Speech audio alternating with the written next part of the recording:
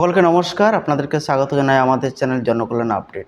আজকের বিষয় verification of Annapurna যোজনা। এই মুহূর্তে বিগ ব্রেকিং নিউজ যে 4 ধরনের বেনিফিশিয়ারি বাদ পড়তে চলেছে অন্নপূর্ণা যোজনায়। তো আমি পুরো অফিসিয়াল নোটিশের মাধ্যমে দেখাবো যে কারা কারা বাদ পড়বে। আপনারা ভিডিওটি শেষ পর্যন্ত দেখতে থাকুন। তবে চলুন কম্পিউটার স্ক্রিনে। এখন আমরা অফিসিয়াল নোটিফিকেশনের মাধ্যমে দেখে নেব যে কারা কারা 4 ধরনের বেনিফিশিয়ারি অন্নপূর্ণা যোজনা থেকে বাদ যেতে চলেছে। তবে চলুন দেখা যাক। এ হচ্ছে অফিসিয়াল নোটিফিকেশান। আমরা প্রথমে তারিখটা দেখে নেব যে কত তারিখ এসছে। আপনারা দেখছেন এই যে 19 তারিখ, 19/5/26 অর্থাৎ লেটেস্ট। সেক্ষেত্রে আমরা দেখব যে 4 ধরনের কোন বেনিফিশিয়ারিরা বাদ যেতে চলেছে। আমি ওভারঅল যে অফিসিয়াল নোটিফিকেশান সেই নোটিফিকেশানটা আমি একবার দেখে নিই।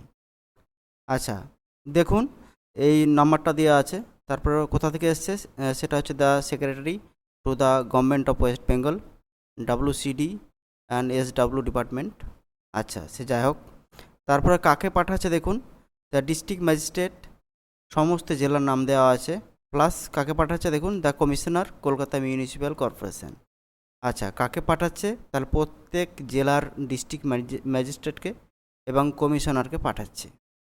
সে যাই হোক, সাবজেক্টটা কী হচ্ছে, সাবজেক্টটা হচ্ছে request for verification of Annapurna Yojana beneficiary. সেটা কী হচ্ছে, অন্নপূর্ণা যোজনার সুবিধাভোগীদের যাচাইয়ের জন্য অনুরোধ। আচ্ছা, তারপরে আমরা দেখব কি বলছে। With reference to the above mention subject you are requested to arrange verification of approve beneficiaries of Annapurna Yojana as mention below and upload proposal for deletion of ineligible case at the Annapurna Yojana portal. এটা বাংলাতে কি বলছে, উপরোক্ত বিষয়ের পরিপ্রেক্ষিতে আপনাকে নিম্নোক্তভাবে অন্নপূর্ণা যোজনার অনুমোদিত সুবিধাভোগীদের যাচাইয়ের ব্যবস্থা করতে এবং অযোগ্যদের নাম বাদ দেওয়ার প্রস্তাব অন্নপূর্ণা যোজনা পোর্টালে আপলোড করার জন্য অনুরোধ করা হচ্ছে। আপনারা বুঝতে পারলেন। তারপরে দেখুন 4 ধরনের বেনিফিশিয়ারি, আমি কোন কোন 4 ধরনের বেনিফিশিয়ারি আমি বলে দিচ্ছি। প্রথমে যেটা আছে absentee, shifted, death, duplicate electors in draft list as per the electoral roll published on 16/2/26 who were subsequently not included by from 6। এটা কি বলছে যে 16/2/26 তারিখে প্রকাশিত ভোটার তালিকা অনুযায়ী খসড়া তালিকায় থাকা অনুপস্থিত, স্থানান্তরিত, মৃত, দ্বৈত ভোটার যাদেরকে পরবর্তীকালে ফর্ম 6-এর মাধ্যমে অন্তর্ভুক্ত করা হয়নি তারাই কিন্তু বাদ চলে যাচ্ছে। আসলে মোদ্দা কথা হলো যারা অনুপস্থিত ছিল এসআরের সময়, বা যারা শিফটেড হয়েছে, বা যারা মারা গেছে, বা যাদের দ্বৈত ভোটার কার্ড, দুটো ভোটার কার্ড, তারা কিন্তু এবার অন্নপূর্ণা ভাণ্ডার থেকে বাদ চলে যাচ্ছে। শেষে কীভাবে বাদ যাবে আমি বলে দেবো। এই যে ছকটা দেখতে পাচ্ছেন, এই ছকের মাধ্যমে তারা বাদ যাবে। সে যাই হোক, 2 নম্বর কী বলছে, deletion in the second list after publication of the draft list.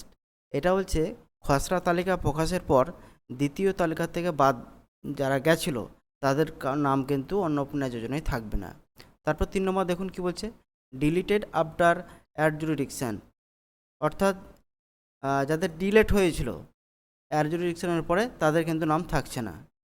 তারপরে দেখুন ASDD found during voter information slip distribution.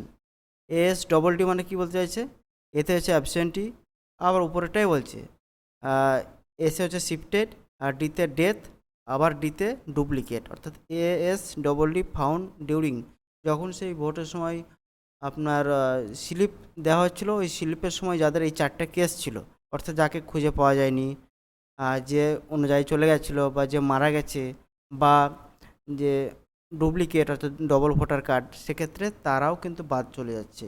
তো আপনারা বুঝতে পারলেন যে কারা কারা এই অন্নপূর্ণা যোজনা থেকে বাদ যাচ্ছে।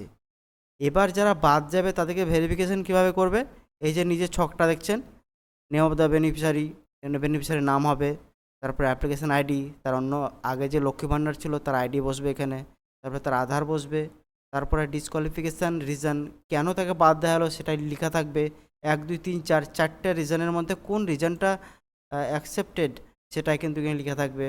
তারপরে দেখুন appeal filed before special intensive revision tribunal, submitted application under citizenship amendment act, yes or no, সে অ্যাপিল করেছিল কি না,